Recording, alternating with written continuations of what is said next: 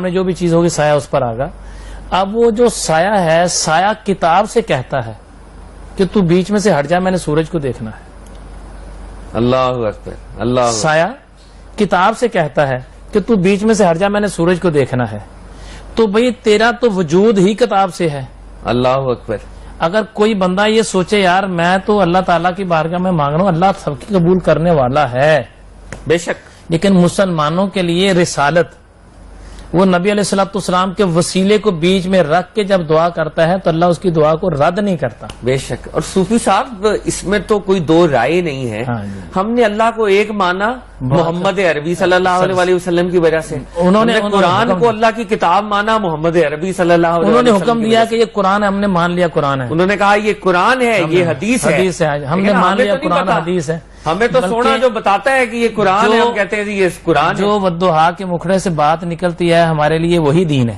بے شک بے شک. نبی علیہ السلام نے فرما دیا یہ قرآن ہے، بلا شک و شبہ اللہ کے حکم سے فرمایا. بے شک بلا شک و شبہ. لیکن ہمارے لیے تو نبی عربی کا فرمان ہے. کریم آقا علیہ السلام کی ذات، نہ ہم نے اللہ کو دیکھا، نہ ہم نے جنت و دوزخ کا مشاہدہ کیا. ہم نے تو نبی پاک علیہ السلام کے حکم پر، یہ رب تعالیٰ کا حکم ہے تسنیم سر خم. سبحان اللہ سبحان اور اللہ. یہ اللہ تعالیٰ کے محبوب کا حکم ہے. اور نبی پاک علیہ السلام، میں یہاں ناظرین سے گزارش کرنا چاہوں گا، کریم آقا صلی اللہ تعالی وسلم کی ذات اقدس کے وسیلے سے جو دعا مانگی جائے وہ رد نہیں ہوتی. سبحان اللہ. ایک بات. دوسری اہم بات یہ ہے کہ نبی علیہ السلام کے وسیلے سے دعا مانگنے سے محبت رسول پیدا ہوتی ہے. سبحان اللہ سبحان اللہ. اور محبت رسول ہی تو اصل ایمان ہے نا. ایمان کا اصل جو روح ہے ایمان کی وہ تو یہی ہے نا. رسول اللہ صلی اللہ علیہ وسلم نے ارشاد فرمایا نا کہ تم اپنے ماں باپ بہن بھائی اپنے کام کاج عزیز و کربا سب سے زیادہ پیار میرے سے کرو تو تمہارا ایمان مکمل ہے. بے شک بے شک بے شک. تو اس لیے رسول اللہ صلی اللہ اے علیہ وسلم حبیب میں کائنات ہی پیدا نہ کرتا، تجھے پیدا نہ کرتا. اللہ اکبر اللہ اکبر. تو مقصود کائنات تو میرا نبی صلی اللہ علیہ وسلم. کوئی شک نہیں اس میں.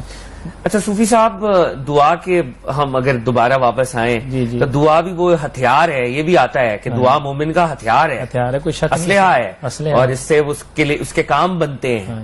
تو ہم نے دیکھا کہ آج کل دعائیں کی جاتی ہیں، والدین دعائیں کرتے ہیں بچے قابل ہو جائیں، بچے دعائیں کرتے ہیں کسی خاص جگہ میں پھنسے ہوتے ہیں کہ میرے والدین مان جائیں. دعا کی جا رہی ہے، دعا کرتے جا رہے ہیں، لیکن بچہ لائق نہیں ہوتا، بچہ پھر وہ بے روی کے راستے پر مزید چلنا شروع کر دیتا ہے. تو یہ دعا قبول کیوں نہیں ہو رہی والدین کی بچوں کے حق میں؟ ماشاءاللہ بڑا اہم سوال ہے آپ کا کہ ماں باپ، یہاں تھوڑی سی میں اور بات کو بڑھاؤں گا. جی. ایک بچہ وہ راہ راست پر نہیں ہے جی، اولاد میں سے کوئی راہ راست پر نہیں ہے، ماں مسلسل دعا کر رہی ہے کہ اللہ میرے بیٹے کو ٹھیک کر دے، اللہ میرے بیٹے کو ٹھیک کر دے، اللہ میرے بیٹے کو ٹھیک کر دے. پہلی بات تو یہ ہے دیکھنا یہ ہے کیا دعا کرنے والے کی، وہ پہلا سوال ہے، کیا دعا کرنے والے کی توجہ ٹھیک ہے، کانسنٹریشن. ہاں کیا وہ اس کی توجہ پوری قائم ہے، مطلب اپنی توجہ سے دعا کر رہا ہے. یہ بات کا معاملہ ہے، وہ نیک ہے یا بد ہے یہ ایک علیحدہ چیز ہے. پہلا سوال تو یہ ہے کہ دعا قبول کس کی ہوتی ہے. رسول اللہ صلی اللہ علیہ وسلم نے ارشاد فرمایا جو تقوی میں اچھا ہے دعا اس کی قبول ہوگی. بے شک. ٹھیک ہے، حدیث ہے یہ. بے شک. کوئی کالا ہے، کوئی گورا ہے، کوئی امیر ہے، کوئی غریب ہے، کوئی کیسا ہے، فرمایا جو تقوی میں اچھا ہے دعا اس کی قبول ہوگی. اب تقوی میں ہم اچھے نہیں ہیں، مثال کے طور پر حقیقت میں آپ لوگ تو ٹھیک ہے لیکن دنیا میں ایسا دیکھنے میں آتا ہے نا، تقوی میں ہم اچھے نہیں جا رہے تو دعا کیسے قبول ہوگی. پہلے تقوی میں اچھا ہوا جائے، پہلے متقی بنا جائے، اللہ کا بھلا کرے، دعا خود ہی قبول ہو جائے گی پھر. اللہ اکبر. ٹھیک ہے. اب وہ جب متقی کی طرف اپنا رجحان کرے گا نا، دھیان اپنا کرے گا، تو پھر اپنے لیے حقیقت میں اپنے آپ کو ٹھیک کرتے کرتے خود بخود ہی جو دعا کر رہا ہے خود بخود ہی قبول ہو جائے گی. سبحان اللہ. میں والدین سے یہاں پر ایک پیغام دینا چاہوں گا کہ اولاد جس کی بیرا روی کا مطلب راستہ اختیار کر لیا ہے، وہ نہیں سیدھے راستے پر آ رہی، ماں دعا کر کر کے تھک گئی ہے، ماں اولاد کے لیے دعا کرے جو مرضی کرے، لیکن ماں یا باپ ہے کہ اللہ تو میرے گناہ معاف کر دے، بس تو میرے گناہ معاف کرے. جب ماں کی دعا یہ قبول ہوگی نا میرے گناہ معاف کر دے، ماں کی دعا جب اس کے گناہ معاف ہوں گے تو بچوں کی خود بخود ہی قبول ہو جائے گی، سبحان اللہ. جو بچوں کے حق میں دعا کی ہوگی. ٹھیک ہے. اور یہاں ایک آپ کی جو بات بڑی ہوتی ہے کہ ماں باپ اپنی اولاد کے لیے دعا کر رہے ہیں، بعض جگہ پر آج کل تو بات بھی ایسی بات ہے کہ بچے اپنے ماں باپ کے لیے دعا کر رہے ہیں. سبحان اللہ. پہلے تو رونا یہ روتے تھے کہ بچے کسی غلط راستے پر چل پڑے ہیں اور وہ سیدھے راستے پر نہیں آ رہے، ماں باپ دعا کر رہے ہیں. اب جو نئی نسل ہے یہ کسی نہ کسی طریقے سے دین سے منسلک ہے. سبحان اللہ. اور ایسا بھی دیکھنے میں آ رہا ہے کہ والدین میں سے کوئی ایسا غلط راستے پر چلا گیا, بچہ پریشان ہے کہ میرے ابا جی کس طرف جا رہے ہیں, یعنی اب الٹی گنگا بہ رہی ہے.